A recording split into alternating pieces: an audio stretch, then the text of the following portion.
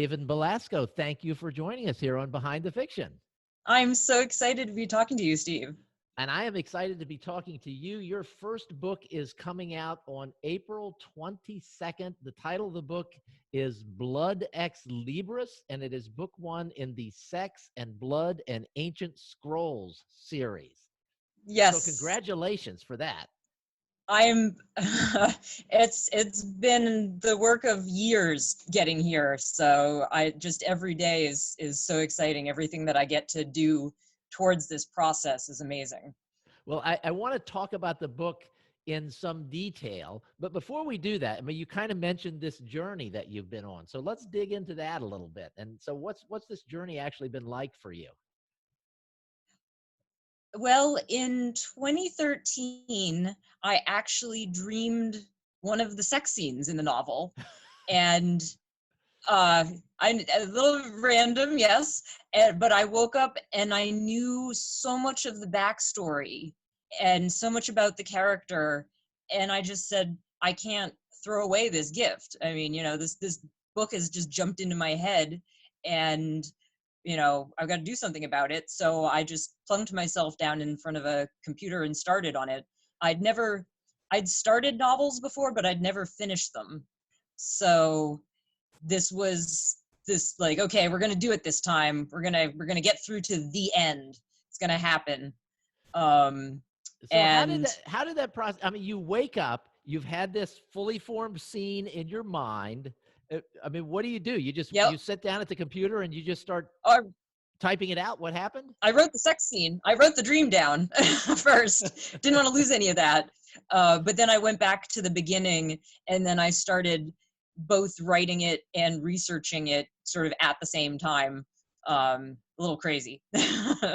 Okay. All right. Well, give us a little flavor of the book. I mean, you've got words like sex and blood in both the title and the series, or the sex and blood in the series.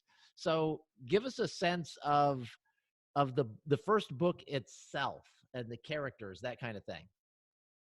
So this book wasn't just a journey for me, but it's very much a journey for the protagonist, whose name is Anushka, or Noosh for short, which is a nickname that she actually hates a lot, but she's stuck with.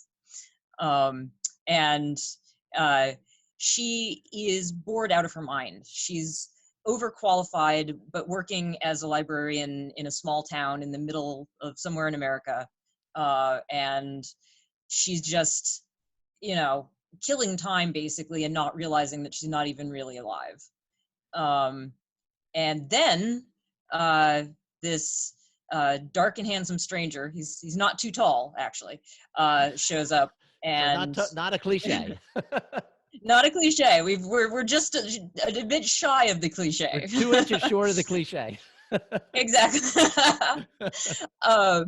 So he shows up while she's doing the children's reading hour, and then all of a sudden things start really changing for her.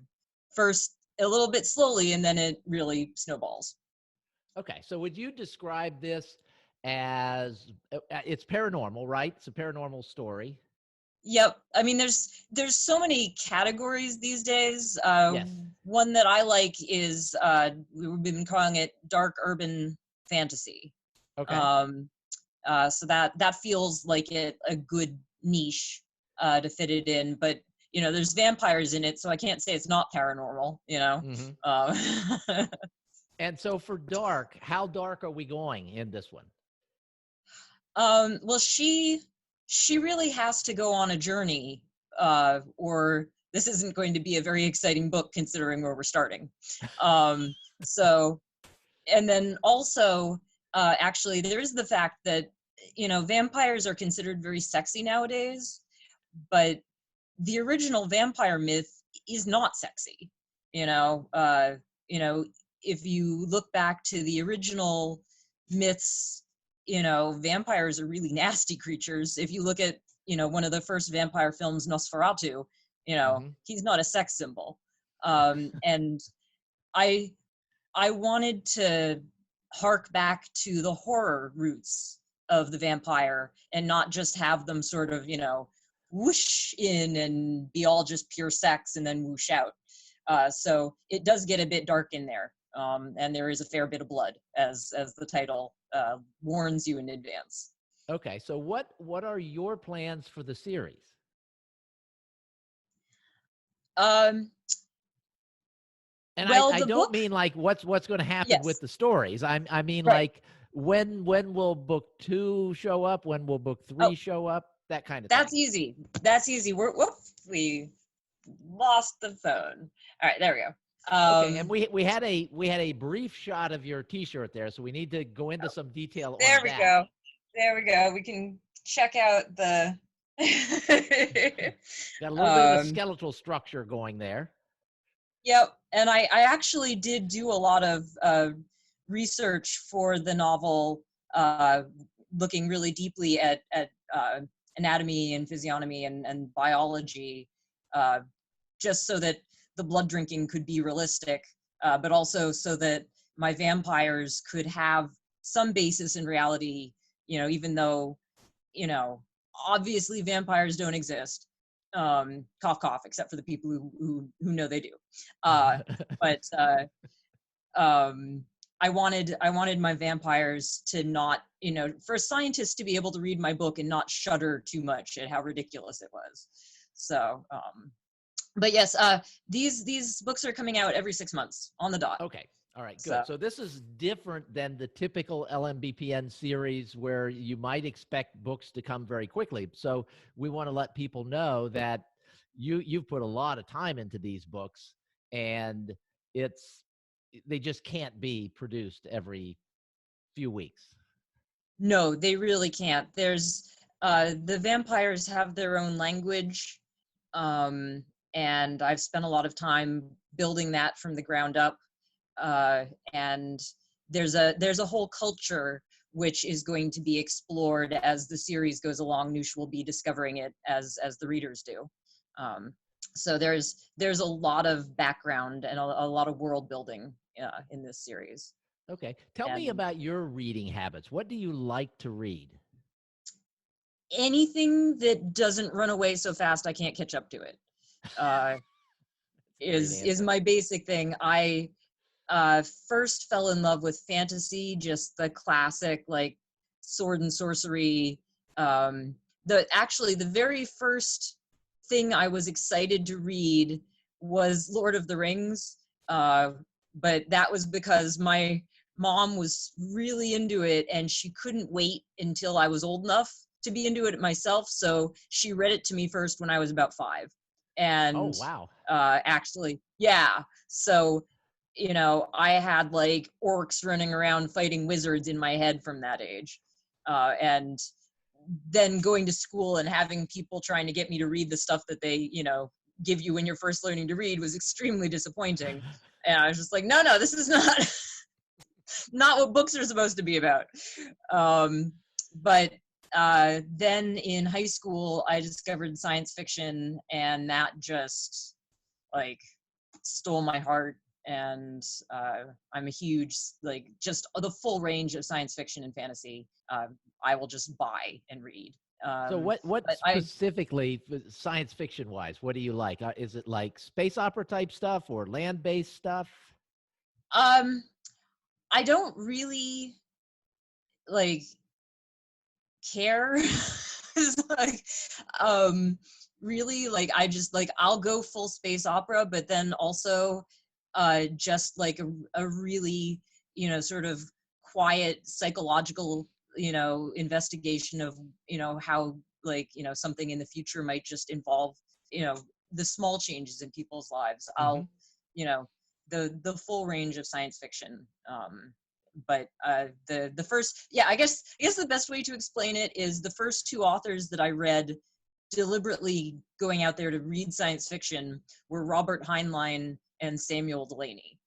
Okay, that's So serious science fiction. yeah, Yes. yeah. So basically, there was space opera, with the Heinlein had that, all the wonderful juveniles and all that. And so you know they I got my teeth into the good stuff from the start.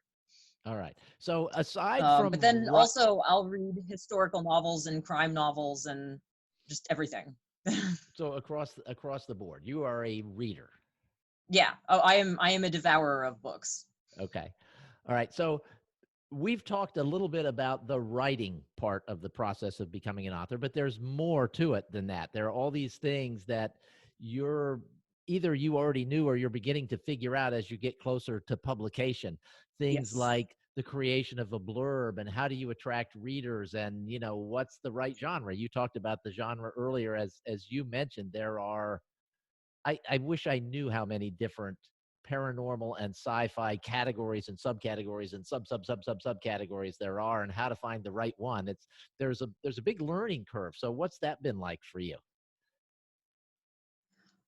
Mostly, well, until I found LMBPN, who I'm so excited to be being published with, it was a painful learning curve and less like a curve and more like banging your head against a brick wall repeatedly. Hmm. Um, so, and there's been so many writers I've talked to that are like, don't write books unless you're really a masochist. Like, this is not a career for the faint of heart. Um, but now that I'm finally safely ensconced and getting there, now it's just a joy. It's like, oh, what genre do I fit in? Oh, I fit here. Yay. Oh, today we're going to find out how to write a blurb in the first person. Wow, this is super hard.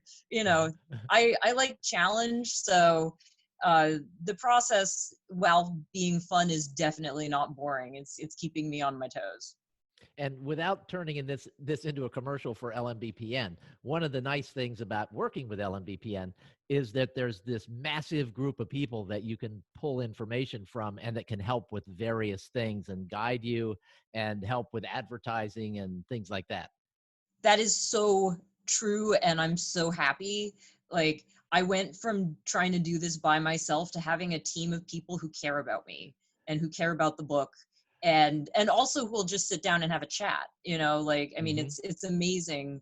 I'm getting to know people at the same time as learning in their very kind and gentle hands. It So Yeah, it's yeah. really easy to just kind of like sit in your chair and just be there and be focused on the words all the time. But it Yes. is nice to have people to talk with. So you are in the middle of in middle. Where are you in book 2 right now? Rather than I'm I not am entirely sure. doing the first editing pass on the final chapter. Okay, all right, good. So that's very very well along. Yes, I really wanted to push and just by the time the first book got out, be really like knowing where everybody was. But I have a wonderful bunch of beta readers. I've got a biologist. I've got actually a librarian scientist. I've got, because my main character is a librarian. So I've got all these people who I'm running the book past going, okay, is there anything in here that annoys you? Do I need to change this? Like, what is wrong? Please help me fix it before I put it out to the general audience. So I'm very lucky to have such incredible Oh, friends who that is indulge me. fantastic to have a team like that. All right, so we talked before we started recording, and I asked you if you had any interesting hobbies, and you said, "Well, I'm taking kung fu, but I've only had three classes, and which is three more than almost everyone that's listening now, including me, have had." So that's interesting. But then you threw something else out that just is so totally on brand for you that I wanted to explore that a little bit. Well, I've been preparing my whole life to be an author of the paranormal. So, you gotta put in your chops. I used to work in a goth nightclub in Cambridge, Massachusetts called Man Ray. And so I was performing on stage and I needed to keep the audience engaged in what was happening and not just wander off. So I figured out pretty early on that it needed to be sexy and there needed to be blood and, if possible, to get a death in there. And so Okay. I think I'm probably using the same exact cocktail recipe for my books now that you come to mention it. Uh, Well, it but seems easier to write it than to perform it on stage. Uh, like my books, the performances had a fair bit of work put in them. There'd be theme nights, and so I'd know what the theme was. And in the week or two before the performance, I'd sit down and I'd come up with the storyline. I'd put the characters in. What are we doing? Why are we here? And uh, it I only had about 3 minutes, 3.5 minutes to do the performance. So for that short period of time, there was a lot of work actually. Mm-hmm. But it was incredibly fun, and doing the costuming. I have my own personal recipe for fake blood that is very authentic looking. Also will give you a massive sugar high if you get too much in your mouth. I have discovered. Uh, So in the three and a and half minutes, you're doing sexy, scary, bloody, and yep, dying. So are and you somebody dying? dies. Somebody's got to Somebody's dying. die and get pulled off Okay. stage. All right. I'm not dying. I'm usually starring in it, so I'm not dying. Okay. All right. I wondered how you were going to pull that off. Now I'm sad that in my whole time doing that, I never actually killed myself. Like now I've realized what an opportunity I missed. My final performance at Man Ray, I really should have had that last beat of the music before the lights went off. I should have just died really dramatically. And I never And, did. Steve, and what have you done? I've ruined your memories. I'm so sorry. Yeah. But I can imagine you then with the lights coming back up and popping up and taking a major bow. Covered in blood. All right. So the book is coming out on the 22nd. As you know from listening to this podcast on a regular basis, we don't know exactly when books are going to release now. It's become sort of a challenge. So we might push the publish button on the 22nd, and it might not come out until the Yep. 24th.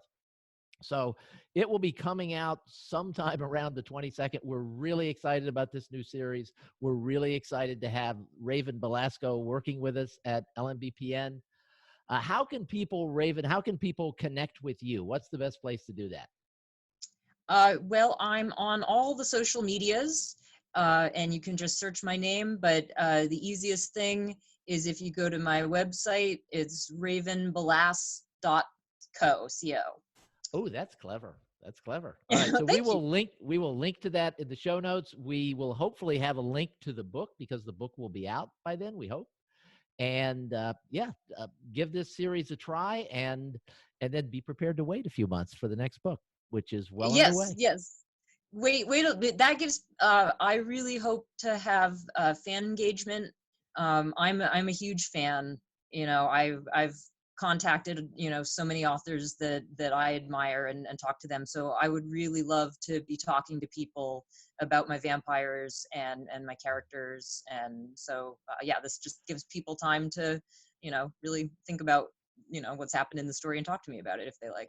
All right. So that does it. Now we have to put links to your social media accounts in there as well so that people can reach out to you, and you Yes, need to please. do it. You need to reach out. Thank you very much for you so being much, here, Steve. Raven. And it's been a pleasure chatting with you. Look forward to doing it again.